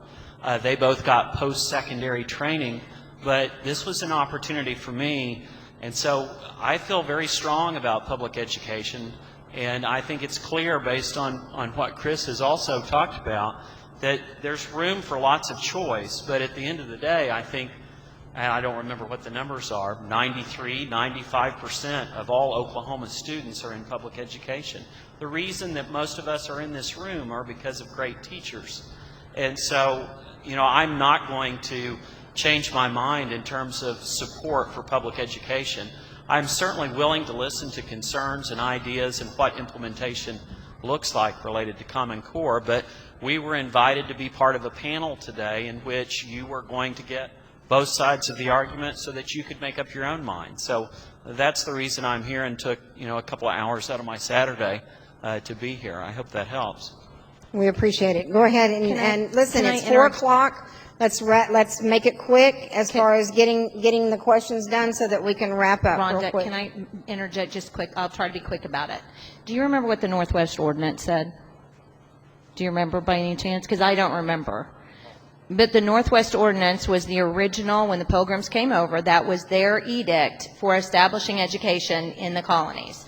And it was basically to establish religion and morality. Because of religion and morality, we expect to establish education. And what we're finding here and what I'm hearing on a constant basis is a straw man argument. Well, the community is not providing education, and so therefore we're going to take the education over and we'll do it ourselves. And so I think the very interesting thing that we really have to think about is, where did public education come from? Well, it was actually an edict brought along with the Pilgrims, because the reason why they came here is because they were not able to read the Bible, and they were not able to govern themselves because they couldn't read the Bible. So reading was huge to them. They wanted to make sure that this population of people in America was going to do that. And so they were very large proponents of public education. I actually, in our organization, actually is. That's why we call ourselves Restore Oklahoma Public Education.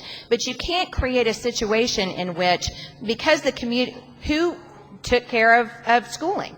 Churches did. Who took care of the poor? Churches did. So when the government comes in and takes that away from the churches and then say, well, you can't do it, so we'll do it better, that's absolutely and completely inappropriate. So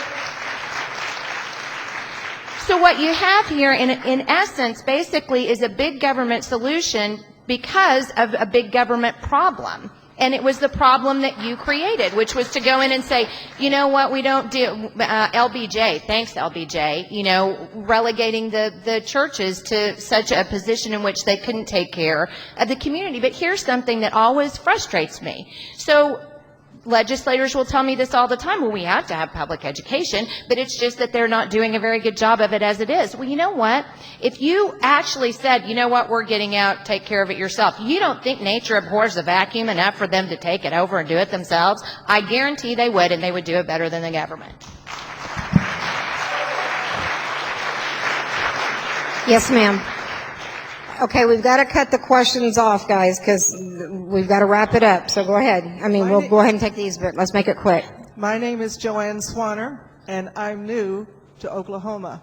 Thank you very much for what you just said, because my question is, in this state, I think more than anything, we need to get back to basic morality in the whole country, actually, because in the 60s and all, they told us we have to stop saying anything about God, anything about the Bible. We can talk about Muslim things, but we can't talk about the Bible. We can't talk about the Ten Commandments, basic morality, but we can tell people they came from monkeys or whatever. And I was wondering, are we able to teach creation in this state, or is it all have to be evolution? And I think that's the core bottom line of the situation and the problem in education. Well, if we're going to do, the state has implemented the Common Core Science Standards, and one of the largest comments that anybody has made about the science standards is that they're evolutionary.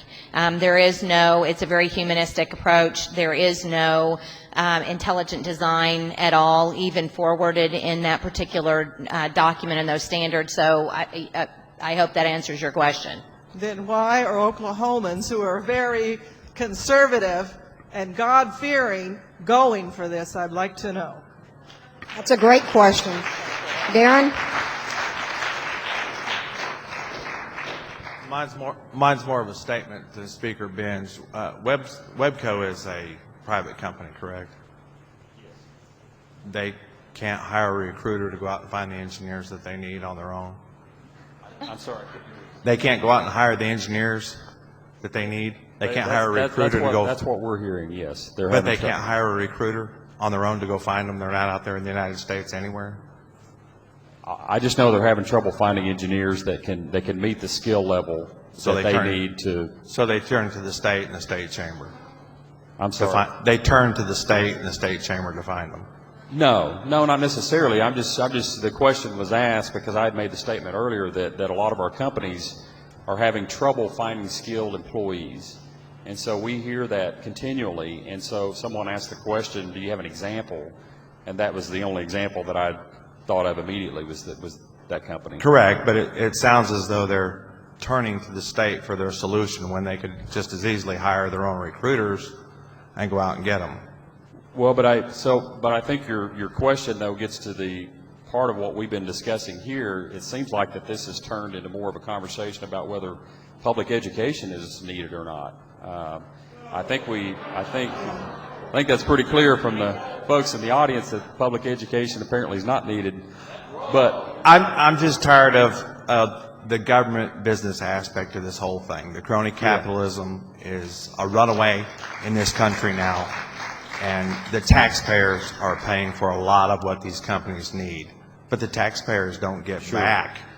But I guess from these companies. I guess what I would pose back would be if they can't find where are they going to go then to find their engineers? Engineers are educated in schools, and so they are just saying we're having a hard time finding. The free market will take care of that, though. The free market will take care of it? Yes, sir, it will. They'll move on to somewhere else if we don't have them here, which is to our own demise. But we can't keep asking the taxpayers to come up with these solutions for these businesses when they can just as well find the solutions themselves. But I don't know if they have the ability to educate an engineer. I mean, that takes, in this case, a master's level engineer takes 6 years to do so. So I think I'm trying to connect with what you're saying, but I think that there's, I guess the bottom line is there's always a need to educate people so they can fill jobs in the workforce. Darren, can I just cut in? Yeah. Why don't you guys can maybe discuss this? Sidebar. Yes, sir.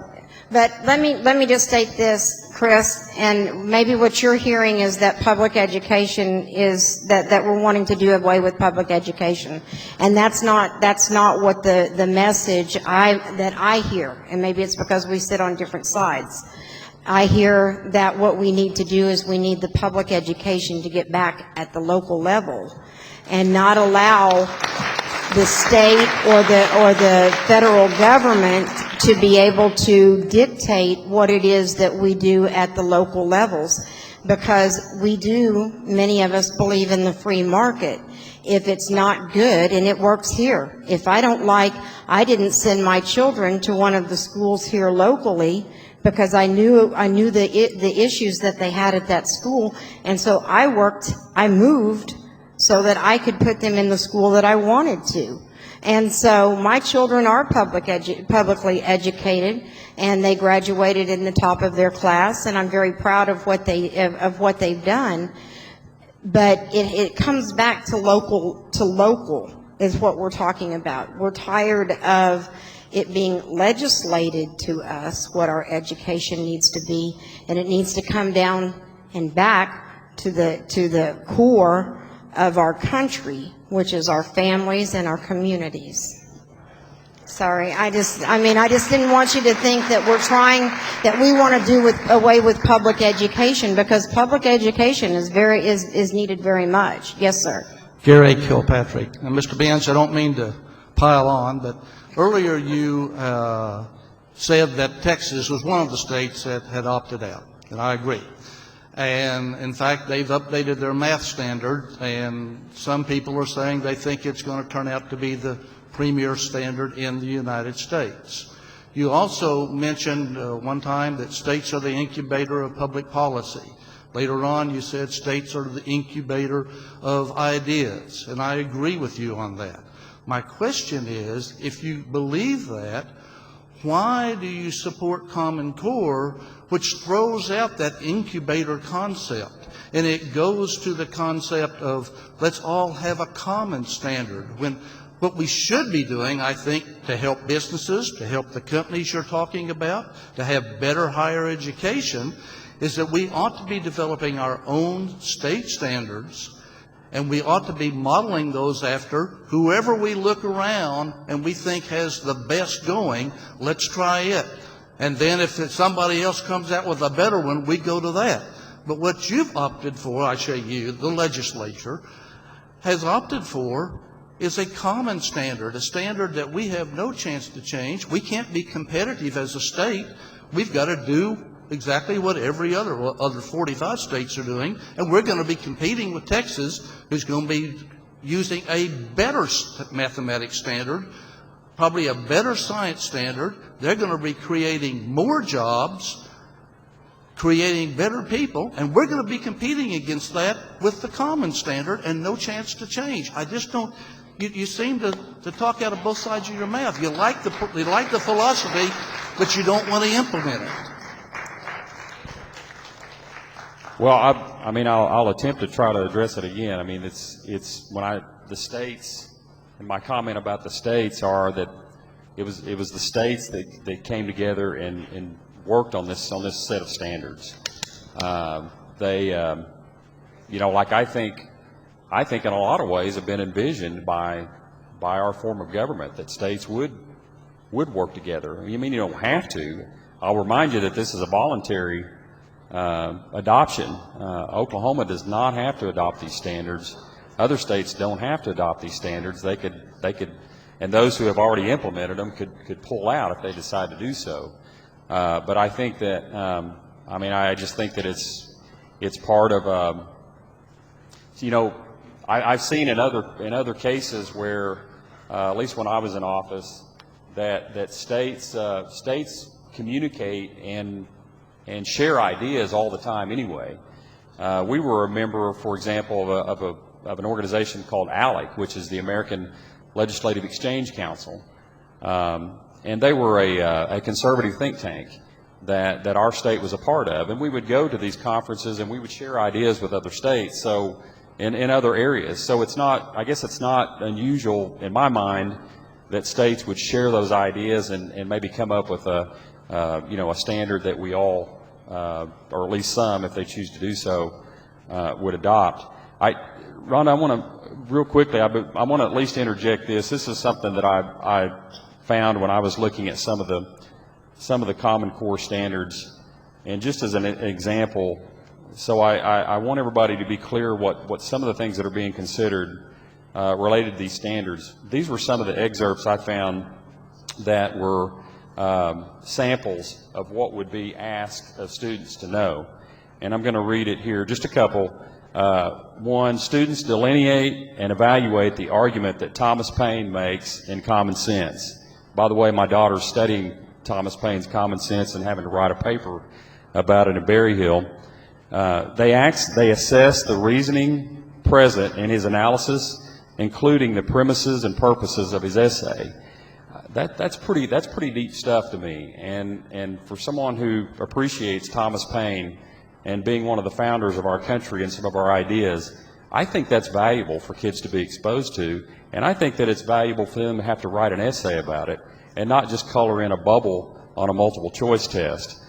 Students analyze Thomas Jefferson's Declaration of Independence, identifying its purpose and evaluating rhetorical features such as the listing of grievances. That's good. That's good stuff. That's stuff I want my students to learn, my child to learn. And then on the math side, I found this. Students determine the meaning of key terms such as hydraulic, trajectory, and torque. Again, pretty deep subject and pretty high standards in my mind. Well, first of all, let me just answer that by saying we don't begin standards, I think, until 1868 in history. So I have no idea how they would be able to take Thomas Paine's Common Sense in the context of history that they haven't even studied. So you're talking about reading a document out of context where they have no idea or understanding of how the nation was formed in the first place and what happened and what went into the formation of the United States and how that was relevant in terms of the world, France, for example. So, and that was huge in terms of what what formulated Thomas Paine's mind and ideas about these things were the Revolution in France. So if you don't know anything about that because you're not even starting to study history until 1868, it really is literally out of context, number one. And number two, anybody could do that if the state weren't forcing us to do it. So I think, again, you're talking about, yes, there are good things in the standards. I'm not going to sit here and say no, but there's no reason to force us into doing those standards. And you say voluntarily, and I can appreciate that, but do you realize that the Common Core was a single paragraph in a 38-page bill that was about teacher incentive pay? So how is that really voluntarily? We passed them before they were even available to read. So how is that voluntarily? How do you voluntarily go to the doctor and say, I want to have an MRI, but I'm not really sure what I have yet. Let's just see what I can find, what you find on it.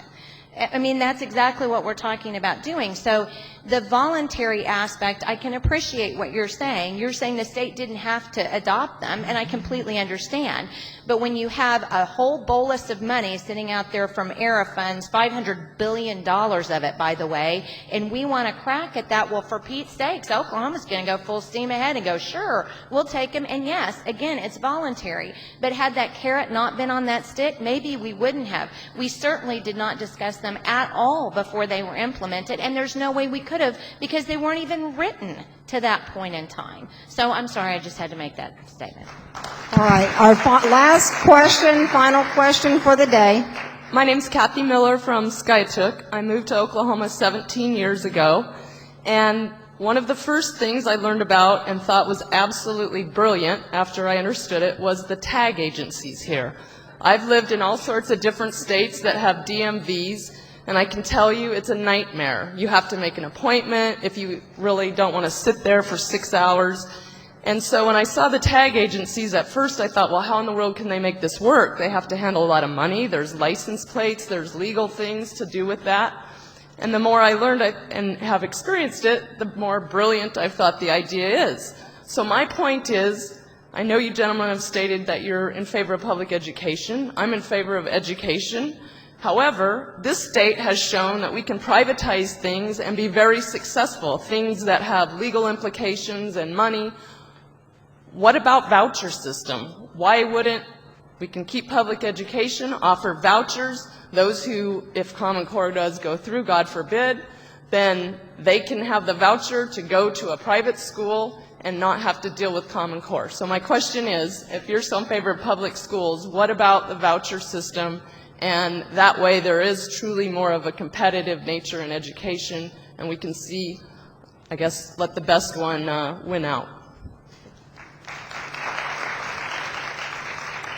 You know, Oklahoma a couple of years ago passed the Lindsay Nicole Henry Scholarship, which is a voucher system that works for special needs students. And so there is certainly that opportunity currently in the Oklahoma law related to special needs students.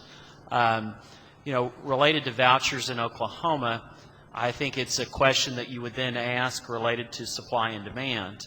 This is not a community that has a parish school on every corner like a Milwaukee or a St. Louis or some other places. So, you know, to simply say vouchers would be the solution, you wouldn't currently have the supply of private schools that would currently even be in place if you were to shut down the system tomorrow. So it's certainly an interesting concept, but right now there's no infrastructure or support to even get to how you would be able to educate all of the kids in Tulsa Public as well as the state. I just want to say, in the 12 years I served in the legislature, I don't know that I ever had anybody compliment our tag agency, so that's good. That's good to hear. It's good to hear that we're doing something right. That's you know, in a way, as you were asking the question, I even though they're public schools, I mean, we do have a system where there is a certain amount of autonomy in our school districts because they are individual bodies and they have boards that govern. In fact, they're seen as a sub-state, I believe is kind of the term. I think that's the right term. But they're autonomous in many ways, so they have the ability to you know, to do some things on their own. And I think that affords a lot of the public an opportunity to engage and be involved in your public schools through your school districts. The voucher question, I've always often wondered, I guess, if we had full vouchers, whether the Christian schools, for example, would want to accept a public voucher, because I've always been concerned that could ultimately lead to government interaction and intervention into some of our private Christian schools, and it seems like to me that would possibly open that up if you had a system of vouchers. Yes, Dr. Piper. I know you want to close, so I'll be brief, and I'll assume you've got the closing word or whatever you're going to do here.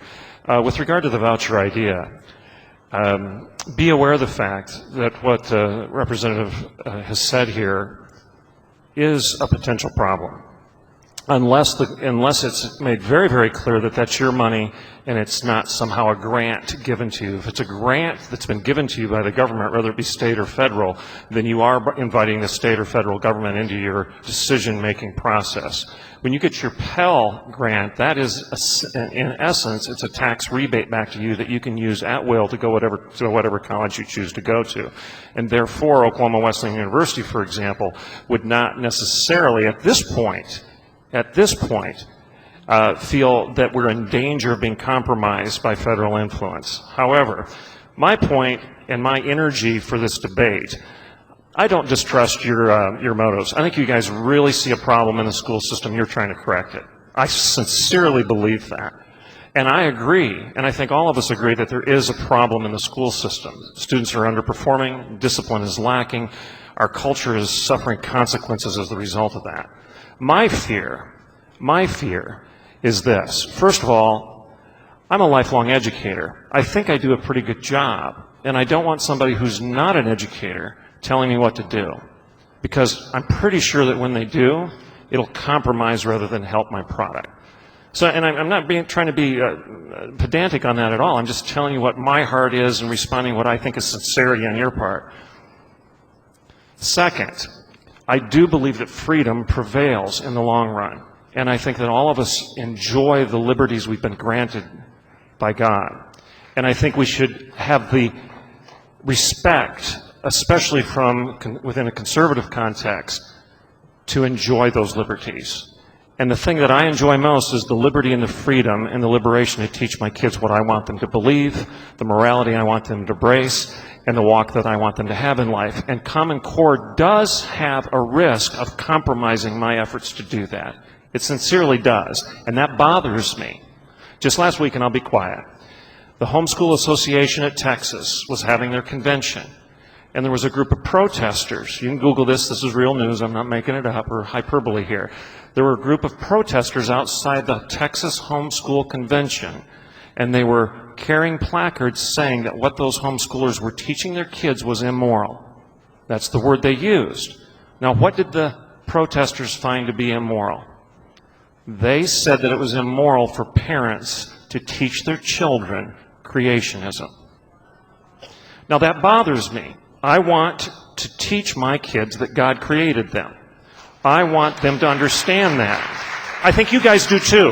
I'm not suggesting you do anything different, but Common Core compromises that effort to do so, even at Oklahoma Wesleyan University, because if it goes in play, I'll have to start complying with it too, because I'm preparing teachers to go into the public school system. So the trickle-down effect of Common Core actually even hits the parochial and the Christian school community. That's why it bothers me. Do you want to? Just to clarify, and Dr. Piper makes good points. The current Common Core adoption is for math and English. Oklahoma has not considered science or other subjects. No, that's wrong. I'm sorry. Respectfully, Governor Henry created a proclamation. It was an executive order. I can actually give it to you. In 2010, when he was still in office, as he was leaving, as the Race to the Top Commission was meeting.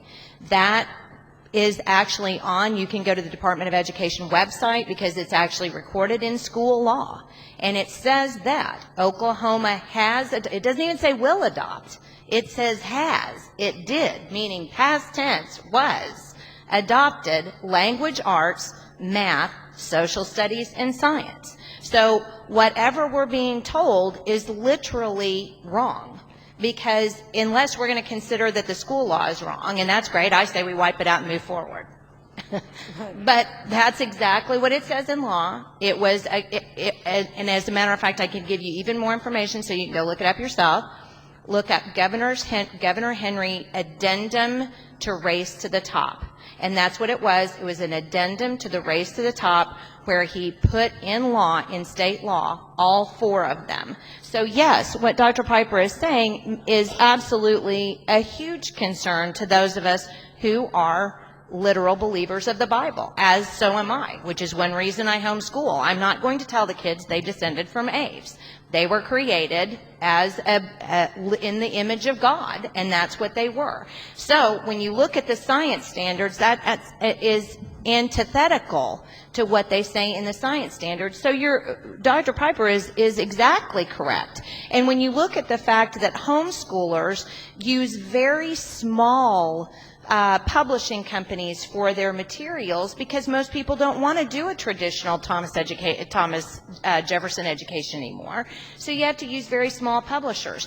Well, if you're a very small publisher and you're being swallowed literally by Pearson and McGraw-Hill, the two largest textbook manufacturers in the entire world, not just America, in the entire world, what do? You put out something saying, our new course is aligned with the Common Core state standards, because you're going to have to get market share. If you don't get market share, you perish. That's the free economy, correct?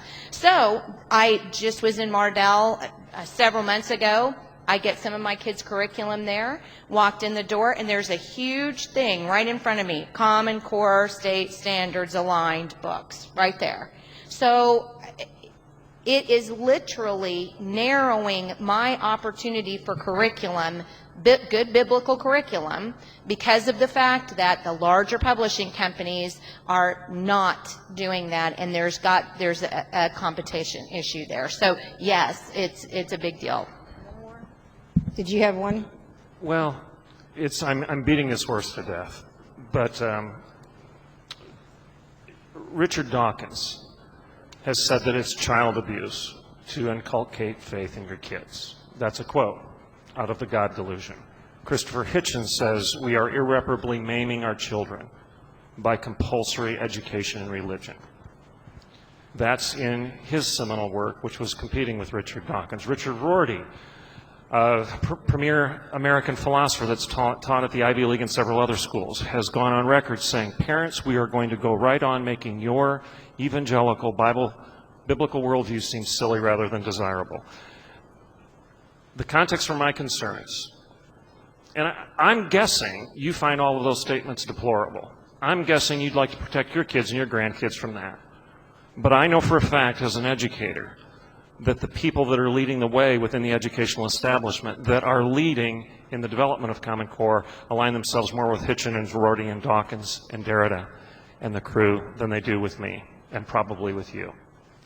That concerns me. I would rather you have the freedom to teach your kids differently, and I would rather you not be labeled as a child abuser because you want to pass on faith to your kid, whether it be in the school or whether it be in homeschool or whether it be in the privacy of your home. And I think Common Core runs the risk of compromising that.